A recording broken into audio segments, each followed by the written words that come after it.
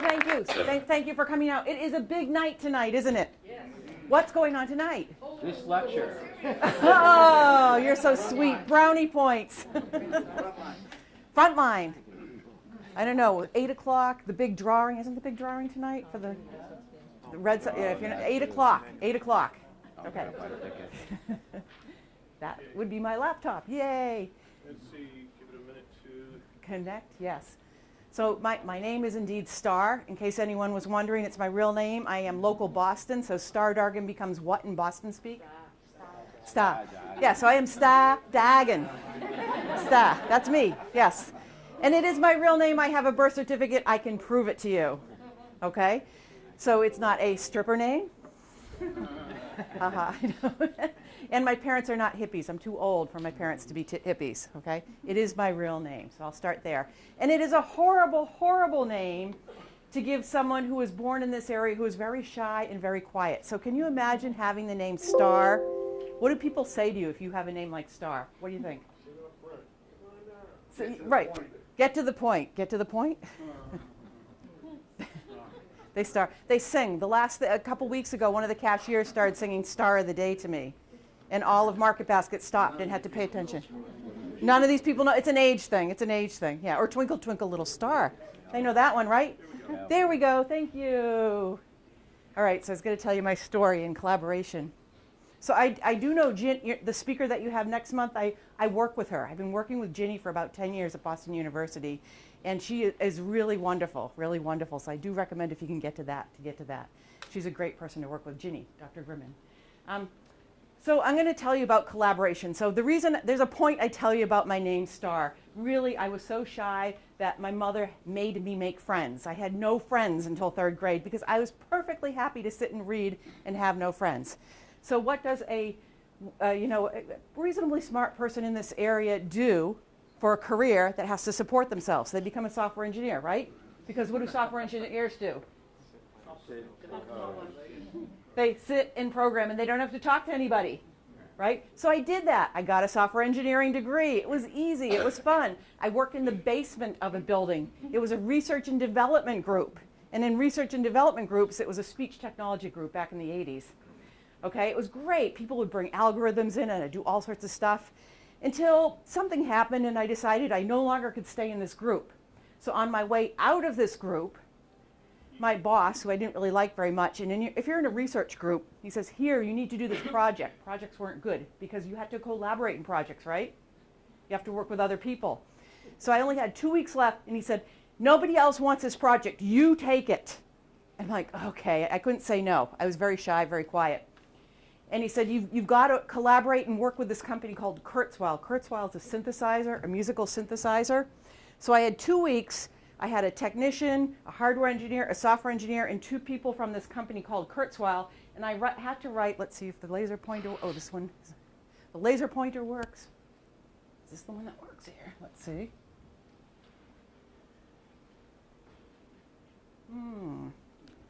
Here we go.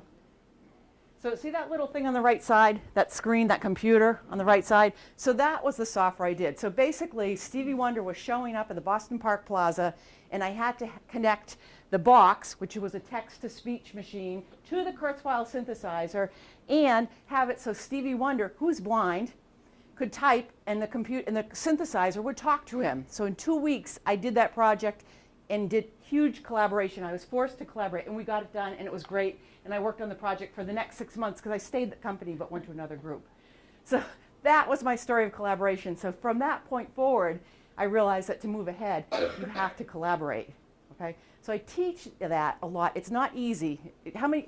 Well, we'll start this way. How many people think collaboration is easy? Raise your hand. Yay, okay, 1, 2, 3, okay. It's not easy, it's not natural, but we hear it all the time, right? It's not easy, it's not natural. So I want to make this somewhat of an interactive presentation. So I'm going to start by doing an introduction exercise. If you can get in groups of 2 or 3, I'm just going to give you like 2 minutes and shake hands with the person there and say your name, your company role, where did you grow up, how many siblings do you have, where do you fall in the order, and what is the most important challenge of your childhood that impacts your business. So go ahead and meet the person next to you and say those things. 2 minutes. I'll time you for 2 minutes.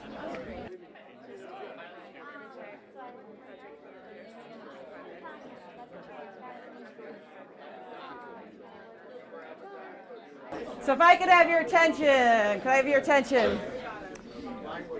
So there was a very, very distinct purpose for that exercise related to collaboration. Any guesses? There was a very distinct purpose for that particular exercise for collaboration. Any guesses? See who goes first. Common ground, that's good. What? See who goes first. See who goes first.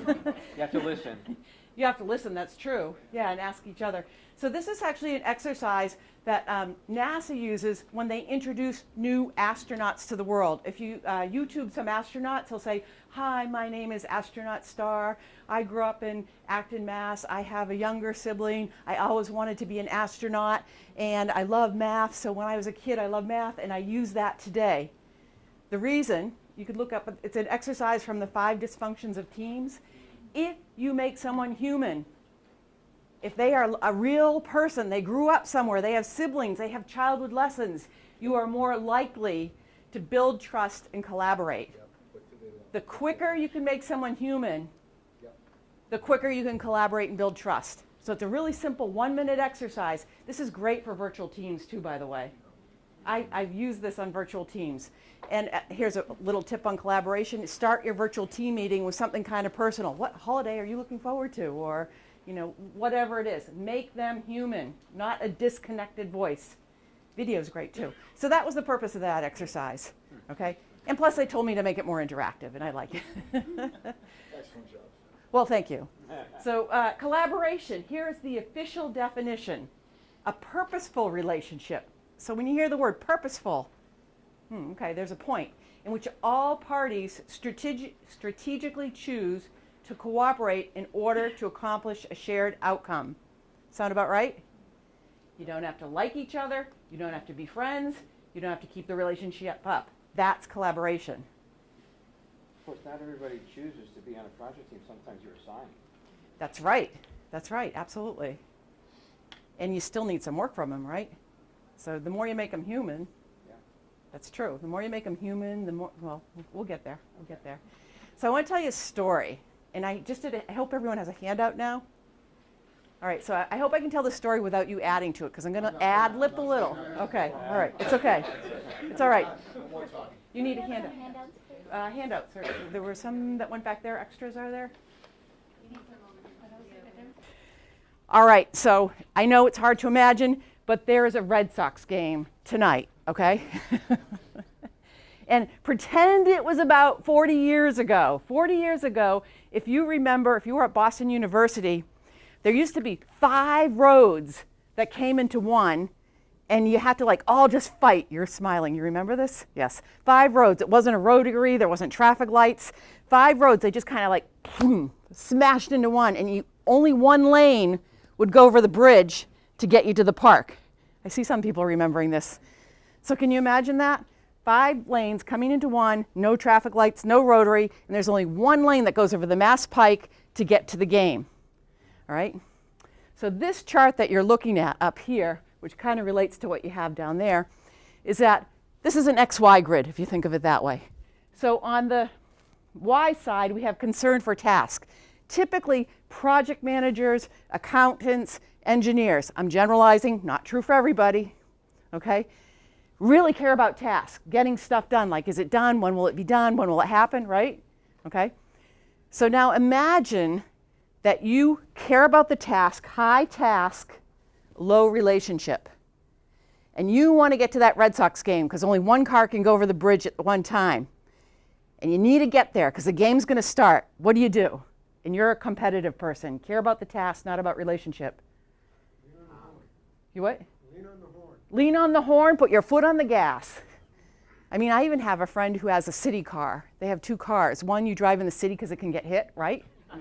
Seriously. Yes. So if all you care about is getting to the game and you don't care what car you crack into or who you piss off, lean on the horn and put your foot on the gas and go.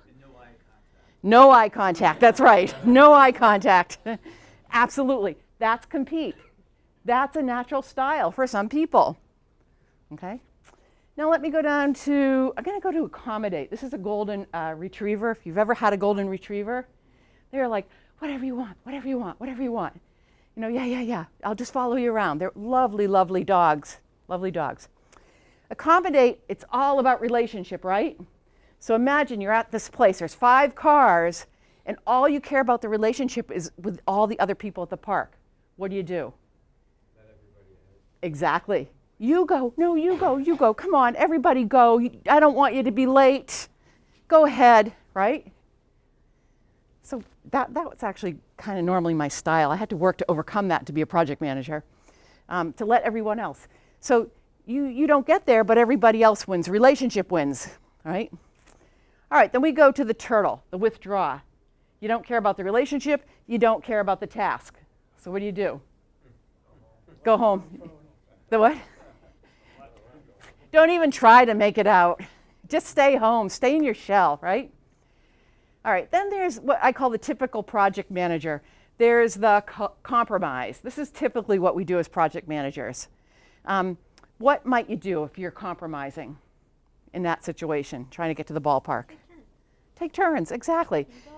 So relate this to project management. You know, you want 5 features and you want it done in 5 days. Well, how about if I give you 3 features in 6 days? Does that sound familiar? Yeah. So compromise. Not everybody gets what they want. All right, so now let's go to collaborate, because that's what we're talking about tonight. So collaborate is the win-win. It's high relationship, high task.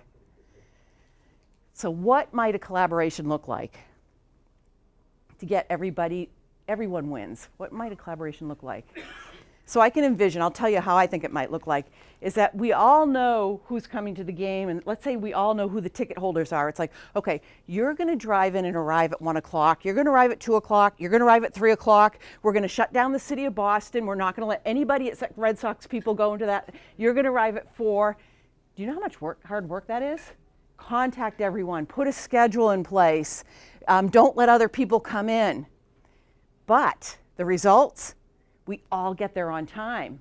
We've collaborated with the city, we've collaborated with each other, we've created a plan. So my point, collaboration is hard work. It's not easy and it's not natural for a lot of people. Okay? Could you see yourself in any of these scenarios? Do you know what you are naturally? Any guesses? No? Your team, cultures, it's individuals and it's teams too. Some teams are more competitive, some are more avoiding. Do you want to be collaborative all the time? Neither is right or wrong. It's all situational. Is it worth doing that? I don't know. Maybe, maybe not.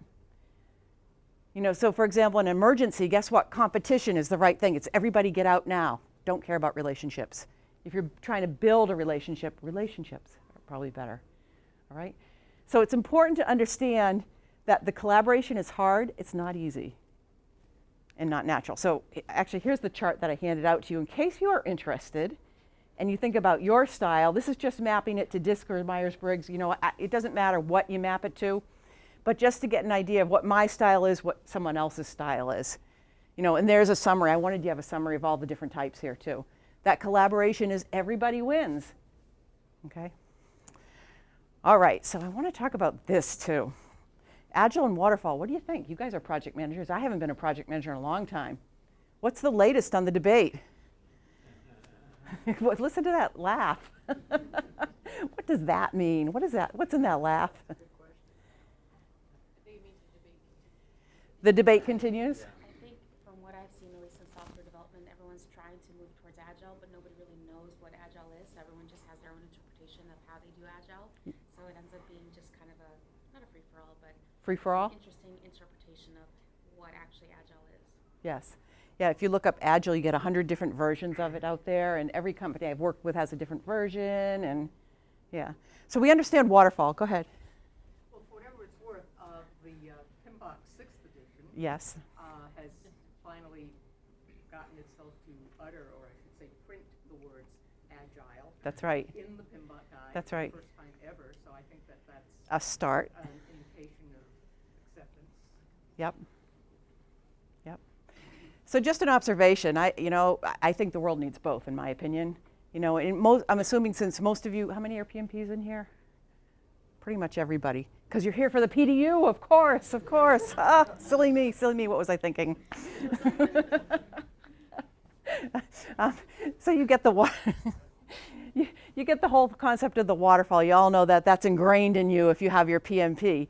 So when I look at the waterfall and think of it like working with a construction, building a house, it's a very reactive life cycle if you think about it, right? You have to put the foundation in, and you get everyone to sign off before you can go to the next step, because it's a physical thing. If you're in instead of software, right? Very physical. So by nature, the waterfall was developed by infrastructure, bridge building, all that sort of stuff, hardware. It is a reactive life cycle. Yep. But agile, which I'm going to play off of what you said, we're moving towards agile. There needs to be, everything's instantaneous, automatic. And so here's my bragging again, the poor people that sat at my table. I came from Foxborough. I was at the Patriot Place this morning. It was so cool. And Jonathan Kraft, if you don't know who he is, he's the owner of the Patriots, was the opening speaker on technology. And so he talked about the technology that the Patriots use. And he talked about this amazing thing of 5G. He talked about 5G. He talked about putting biometric chips on players, so you could see who's coming on and off the field. And the rooms that they have so they can simulate plays and strategies. It was fascinating. I thought it was fascinating. But the point around agile, it's in the moment, it's proactive. Here's the data in front of us. Everything he was talking about was agile. It's like, here's the and he said, like if in a game in the past a player would get hurt, well, guess what? They'd have to come back to the office, do blah, blah, blah. But he says, before our plane lands and we get home, we figured out from the databases in the instant real-time data who we're going to backfill from a hurt player is. Agile. Agile, lean, fast. It's proactive. Give me some data and I've got to do something with it now. Okay? Proactive. That's the word I'm going to use there. All right. So, collaboration, building strong relationships. The secret, I am convinced, the secret, and I heard this all today and I've heard it a lot, is that it's the 3 Ps. I call it proactive, professional, positive. If you could, not best friends again, it's about creating a purposeful relationship to getting something done. So if you learn, understand the behaviors, the techniques, the skills, proactive, professional, positive, trusted relationships is the secret to collaboration. Makes it easier. So what does that mean? So I want people to think about that and what we're going to do. I have tons of stories, but I want you, I have the cat and the dog. Get the cat and dog, 2 different types. I love the picture.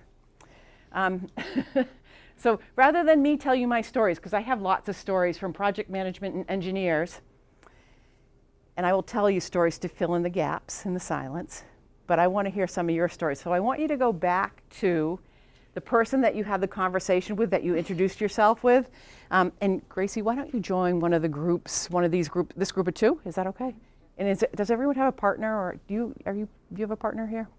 You'll join that group? Okay. I came in late, I'll just slide in. You'll just slide in there? Okay. Or you can, whatever. Whatever.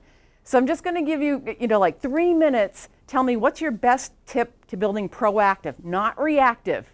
Proactive means you go out and create that relationship. They don't come to you. Have you heard of, when I learned project management the very first time, it was a gazillion years ago, and it was a week-long course, and it was all about math formulas and everything like that. And the only formula I remember from the 1980s was ROI, relationship over issue. And that's what stuck with me in terms of project management. It's create the relationship first before you work the issue, right? So proactive is, I'm going to come up and say, hey, how are you? Nice to meet you guys. Isn't this great? And we have a conversation. We say, hi, where are you born? What are you doing? Go back to my cube. 2 weeks later, oh no, we have an issue. And it's like, hi, remember me? So the idea is you've created the relationship, because how many people, you walk up to someone as a project manager and the first time they've ever seen you, hey, did you get that done? And she has no idea who I am. What's the response there? Go away. She said it. Thank you for playing into it. Right. So many times as project managers, we walk up to people that don't know us, have never heard of us. You need to help me with this issue. And it's like, yeah, go away. So proactive is building that relationship first. So go to that group, and I'll give you 3 minutes, come up with your best proactive tip. Go ahead. I'm timing you. Okay, if I could have your attention back.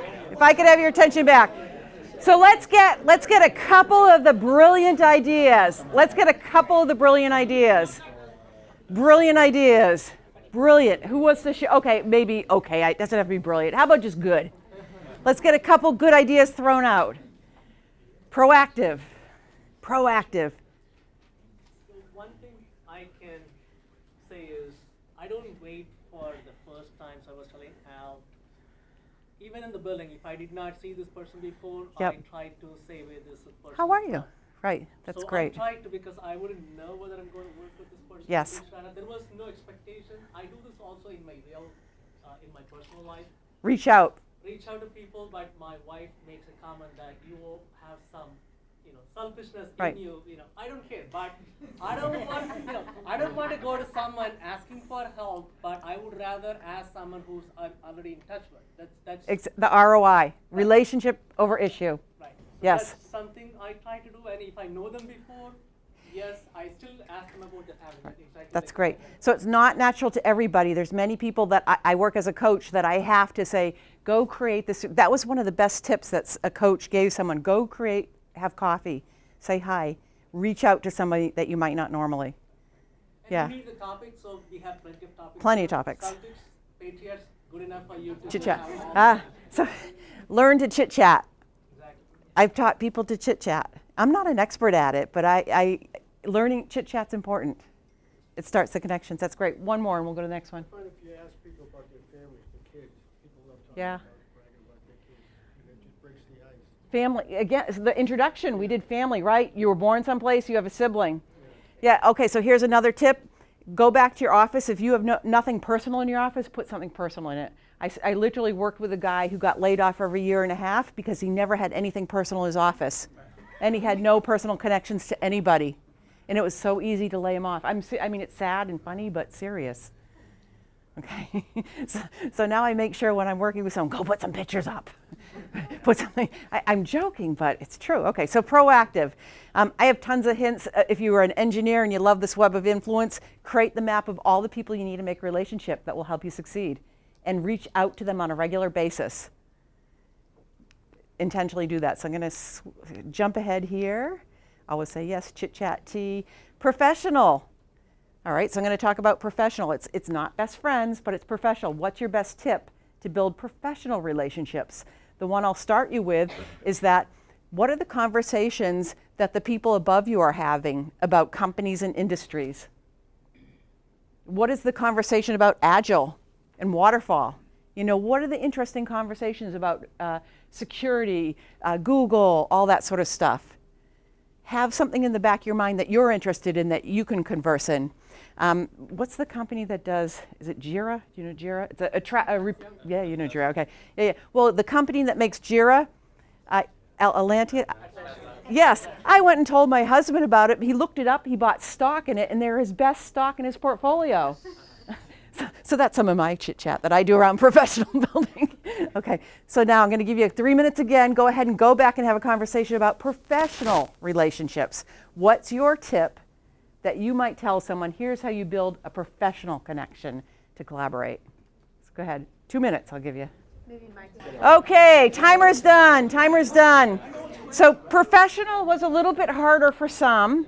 Let's get a couple of tips that you want to share. A couple people want to share some of their tips for building professional relationships. Go ahead. Do what you say you'll do. Oh yeah, be true to your word. Do what you say you'll do. So that's about credibility, building trust. Absolutely, yeah. Anyone else? Professional lunch and learns. Common industry, common profession. What else? Anyone? Social networking. Create a project management Facebook group for your company. Oh, yeah. Why not? Do you know how much power project managers would have if they all came together in a company? We have that. You do? You do? Okay. How does that work out? It's good. Okay. We usually get together once a month to either watch webinars or just chat about Yep. whatever we're working on. That's great. So you're starting to collaborate, build relationships. Yep, that's great. Excellent. Okay, I'm going to flip through mine really quick. There's the industry chit chat. So learn how to chat about industry stuff, whether it's your industry or profession. Attend their meetings. Invite them to your meetings. Professional, if you're a project manager, find a friend and a marketing person, befriend a salesperson. Get a mentor or a mentee. It's another way to build professional. Knowledge sharing, lunch and learns, common goals. There's the Pinbox 6 actually. So if indeed you're at we both work for the same company, we both do this, we both do that, find that in place. Okay, positive. Now this one's my favorite because obviously this is the topic of my book, gratitude, which is all about creating positive environments. So the opposite of positive is negative, right? In the human brain, there's the fight, flight, or freeze. You know that response when someone's yelling at you? You either yell back, you freeze, or you run away. Or you stand up and say positive, well, that's inappropriate behavior, yelling. Let's figure out how we're going to have this conversation. Just from a place of calm, peaceful gratitude. That's what positive creates in collaboration, okay? So let me see, my tips, I do want to talk about this one actually. So I brought the book. This is a new book, and this is one of my favorite books. I just read it, Work Inspired by Aaron Ain. He is the CEO of Kronos. And when I wrote my book, I did a lot of research, like scholarly research, reading all these books. I teach leadership and all sorts of stuff. But I couldn't find at the time anything that really referenced positive environments. So this just came out like October 1st, and I put some of the things up here. What he talks about, this is what I think is really important in terms of positive. So he's been the CEO for 10 years. In the 10 years, it's a privately held company, and it's now like a $1.5 billion company, and they are on top of Glassdoor. So they're one of the best places to work. They have this great vibe, and I coach many of the middle managers and technical people there. So I know that they're not just saying it. I know that this is true because I've seen it firsthand. But I want to point out this last piece right here because I think this is really important. In the book, it says, I wanted Kronos to be nice to people, like positive, nice, which of course we did, but I was convinced that focusing on people and culture was the soundest business strategy. So he attributes a positive work environment, a positive culture, to creating that amazing business model that they have and the revenue that they have coming in. Right? And there's all sorts of things he does, and one of the sections talks about creating a culture of thank you. And he talks about all the things that they do. And some of the things, and I know not everybody works in a great company where the culture's like that, but the point is, with gratitude, with positivity, it can start with you and your team. That's what I always loved about being a project manager, is that a project manager is kind of a little island, and you get to create the culture on your team that can be separate from the big culture. You know, it's like, this is the culture, these are the rules, this is how it's going to be, okay? So even if the big culture is like that, you get to create that culture, all right? All right, so I just want to lead, let's see. So positivity, I'm going to give you 1 minute, how's that? What's your best tip to create positive relationships? So go ahead, 1 minute with each other. I know we're running out of time, that's why I'm watching the clock. Okay, that's a minute. Thank you. This would have more energy around it, I think. Let's hear some of your ideas. Stories, ideas. Oh, go ahead.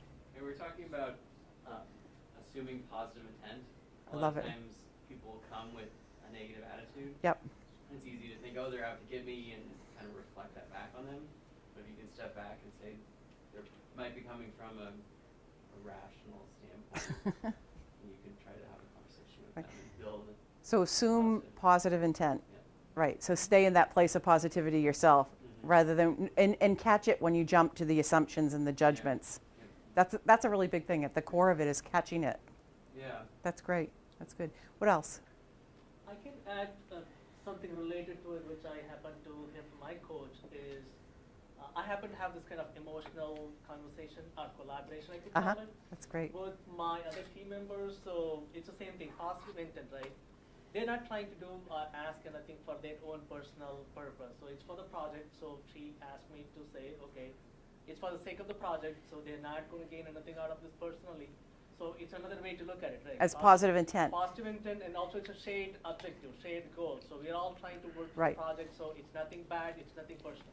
Yeah. So always, as a project manager, always bring it back to the goal of this meeting is, the goal of this project, the goal. So when you bring it back to that common purpose, it removes all the other stuff and get agreement on the goal. That's a great way to bring it back to a common purpose and create more positivity. That's great. Anyone else? Just active listening. Yes. Just kind of reiterating what, Yes. you know, where their stance, and just like understanding them and. I kind of, hear you. I yeah, understand you. compromising. Yeah, exactly. So if someone keeps saying the same thing over and over and over and repeats it, my suggestion is they think you're not hearing them. So you do active listening. It says, I heard what you said. Active listening is very good. See how I used her words back at her? So a way to create that positive connection is use their words when you play it. I heard you.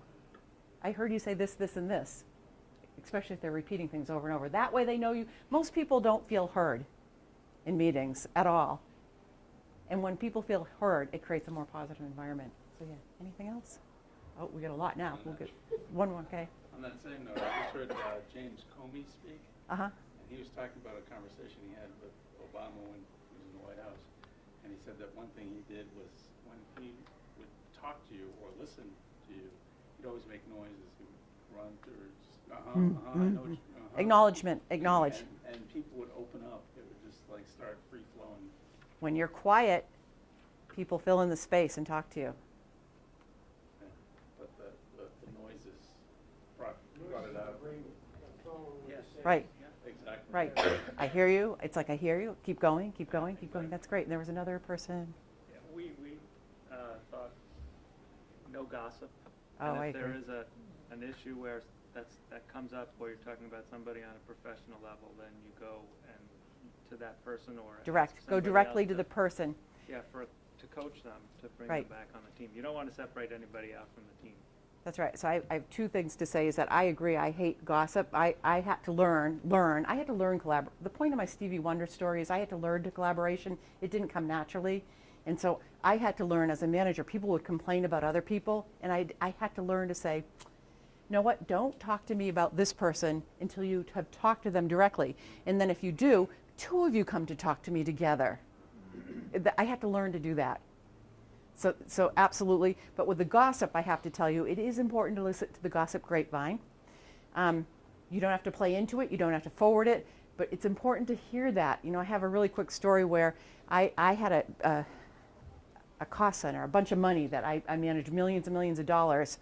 And the product manager for my product was sleeping with my competing person. And I didn't know that because I wasn't listening to gossip.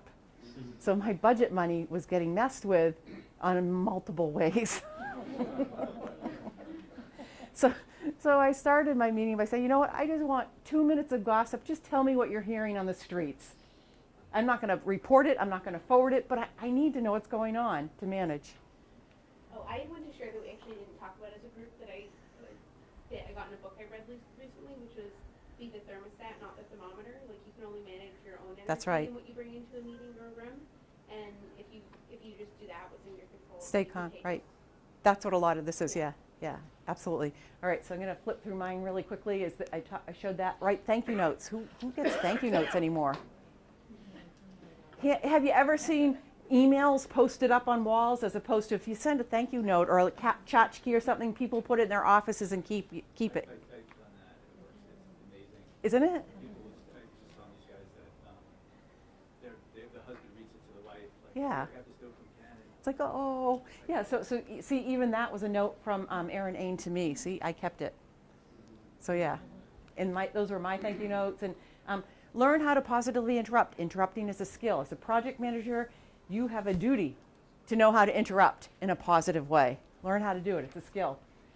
Learn to say no without saying no. People hate the word no. You can say no without using the word no. Disagree without being disagreeable. Build a strong gratitude muscle, of course. So that goes back to what you're saying. When you have a strong gratitude muscle, you're more calm. It's you become the. Be the thermostat, not the thermometer. Thank you. That's good. Yeah. Okay. And ask to help if necessary. Find the funny. This was a joke about. This is the Wang Towers, the Crosspoint Towers in Lowell. Kronos used to not be there, and they moved to the towers. Why? To get closer to the clouds. Get it? Sorry. You can find, when people laugh, it creates positivity. And that's all I have here. Where am I going to end it? What about the don'ts, I guess? The don'ts. These are all real cases. Don't laugh. Don't share too much TMI. I don't think project managers do that. I've never seen a project manager do that. They're actually short. Assume you know the answer. Do all the talking. Forget to follow up. Get drunk. Yes, that happens. Look at your phone all the time. The biggest thing that people think they get disrespected for is if someone's looking at their phone. That's the story. You were talking about the stories earlier. Assume positive intent. It's not about you if they're looking at their phone. A lot of people assume disrespect. Forget to brag. Forget to enjoy yourself. Give up because it's uncomfortable. And finally, in order for collaboration to work, it's a learned skill. It's hard. It's not easy. Is it worth where is it worth the collaboration? To get through the Red Sox game on time tonight? Yes, you would say yes. Yes, if you had tickets, yeah. So keep being proactive, positive, and professional to build the where you need to collaborate to build that collaboration.